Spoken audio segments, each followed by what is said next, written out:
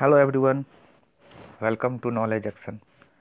Knowledge action की इस video में मैं चर्चा करूंगा Jharkhand post graduate trained teacher competitive exam के विस्तृत सिलेबस की किस सब्जेक्ट में क्या पढ़ना है, पूरी जानकारी उपलब्ध कराई जाएगी। सिलेबस एनालिसिस का ये वीडियो है। तो सबसे पहले हम हिंदी यानी कि जो हिंदी के शिक्षक बनेंगे उनके लिए क्या क्या है और क्या क्या पढ़ना है उसके बारे में जानकारी लेंगे। तो हिंदी के देखते हैं तो हिंदी 4 भागों में बटी गई है। एक क ख ग घ करके।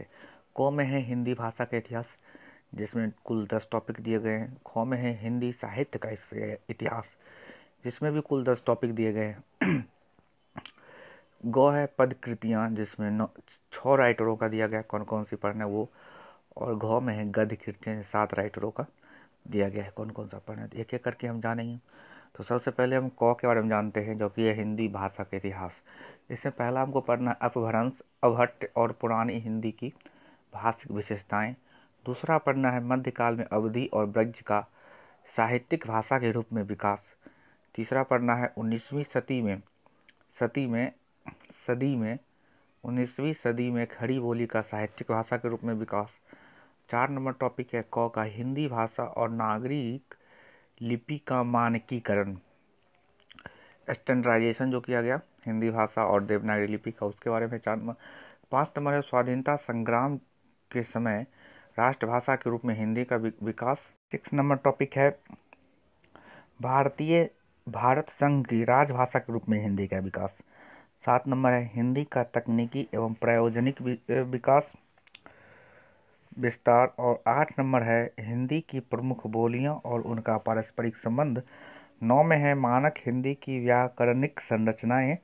और 10 में है झारखंड की भाषाओं और बोलियों का सामान्य परिचय। ये क के अंतर्गत आता है। ख में आपको पढ़ना है ख जब जो कि है हिंदी साहित्य का इतिहास। उसमें आपको पढ़ना है हिंदी साहित्य के इतिहास, लेखन की परंपरा,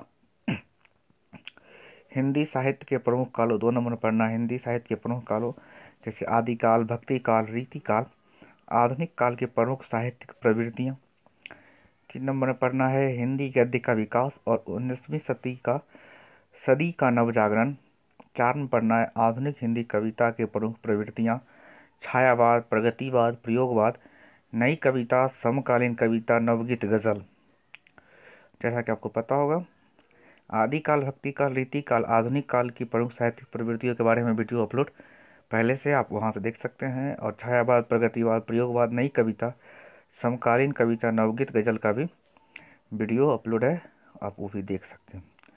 नेक्स्ट है 5 नंबर टॉपिक हिंदी उपन्यास की परंपरा और यथार्थवाद।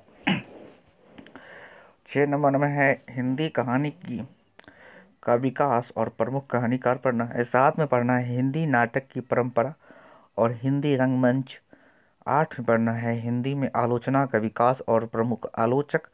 9 में पढ़ना है हिंदी गद्य की अन्य विधाएं, यथा संस्मरण, ललित निबंध, आत्मकथा, व्यंग, लघु कथा, इन सब के बारे में पढ़ना है। 10 में पढ़ना है झारखंड का हिंदी साहित्य। अब गौ टॉपिक है जिसमें पद कृतियाँ पढ़ना है, जिसमें पढ़ना है आपको कौन से राइटर की कवि की कौन सी पढ़ना है। तो कबीर की पढ़ना है, कबीर ग्रंथावली, जिसके संपादक हैं श्याम सुंदर दास। प्रारंभिक 100 पद पढ़ना है। सूरदास को पढ़ना है, उनका पढ़ना है भ्रमर गीत सार, रामचंद्र शुक्ल जिसके संपादक हैं, जिसमें प्रारंभिक 200 पद पढ़ना है आपको। तीसरे में पढ़ना है तुलसीदास को, जिसमें रामचरितमानस, अयोध्या कांड, कवितावली, उत्तरकांड, ये सब पढ़ना है। अयोध्या कांड, कवितावली, उत्तरकांड पढ़ना है। 4 में पढ़ना है सूर्यकांत त्रिपाठी निराला को, उनकी पढ़ना है राग विराग, संपादक है रामविलास शर्मा। और फिर है राम के शक्ति पूजा और सरोज स्मृति पढ़ना है, जो कि सूर्यकांत त्रिपाठी निराला की है। तीसरे में पढ़ना जयशंकर प्रसाद को, जयशंकर प्रसाद की कामयानी पढ़ना है, जिसमें चिंता, श्रद्धा और लज्जा सर्ग को पढ़ना है। रामधानी सिंह दिनकर की कुरुक्षेत्र को आपको पढ़ना है। पद कृतियाँ में टोटल 6 कवियों को पढ़ना है। अब आते हैं गद्य कृतियाँ। गद्य कृतियाँ में 7 लेखकों को पढ़ना है। सबसे पहले भारतेंदु हरिश्चंद्र की भारत दुर्दशा पढ़ना है। जयशंकर प्रसाद के स्कंदगुप्त को पढ़ना है। मोहन राकेश के आषाढ़ का एक दिन। प्रेमचंद्र का गोदान पढ़ना है। 5 में पढ़ना है सुरेश्वरनाथ रेणु का मैला आंचल। प्रेमचंद्र का पढ़ना है मानसरोवर भाग 1। और रामचंद्र शुक्ल का चिंतामणि भाग 1 पढ़ना है, जिसमें भाग और मनोविकार, श्रद्धा और भक्ति, लोभ और प्रीति, कविता क्या है, काव्य में लोक मंगल की साधनावस्था।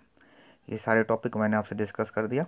क्या क्या आपको पढ़ना है। टोटल 4 भागों में हिंदी भाषा और साहित्य का सिलेबस विस्तृत है, PGTT post graduate trained teacher competitive examination के लिए।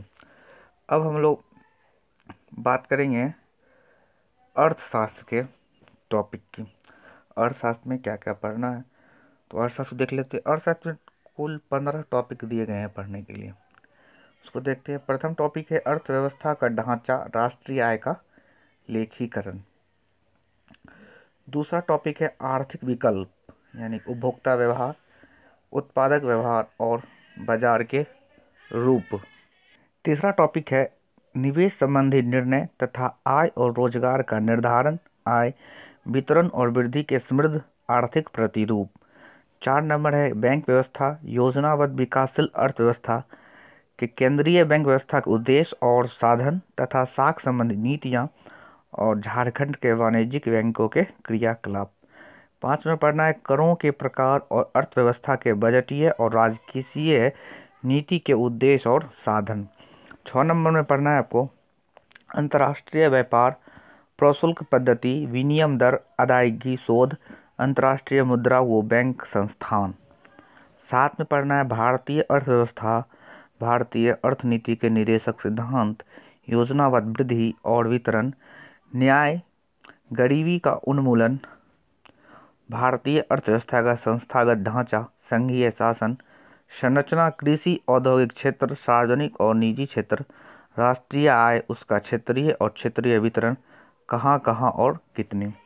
8 नंबर टॉपिक है कृषि उत्पादन, कृषि नीति, भूमि सुधार, प्रौद्योगिकीय परिवर्तन, औद्योगिक क्षेत्र के सह संबंध। 9 नंबर में औद्योगिक उत्पादन, औद्योगिक नीति, सार्वजनिक और निजी क्षेत्र, क्षेत्रीय वितरण, एकाधिकार प्रथा का नियंत्रण और एकाधिकार। 10 नंबर में पढ़ना है कृषि उत्पादों और औद्योगिक उत्पादों के मूल्य निर्धारण संबंधी नीतियां, अधिप्राप्ति और सार्वजनिक वितरण। 11 नंबर में पढ़ना है बजट की प्रवृत्तियां और राजकोषीय वितरण। 12 में पढ़ना है मुद्रा और साख प्रवृत्तियां और नीति, बैंक व्यवस्था और वित्तीय संस्थाएं। 13 में पढ़ना है विदेशी व्यापार और अदायगी कोष। 14 में पढ़ना है भारतीय योजना उद्देश्य, व्यूह रचना, अनुभव और समस्याएं।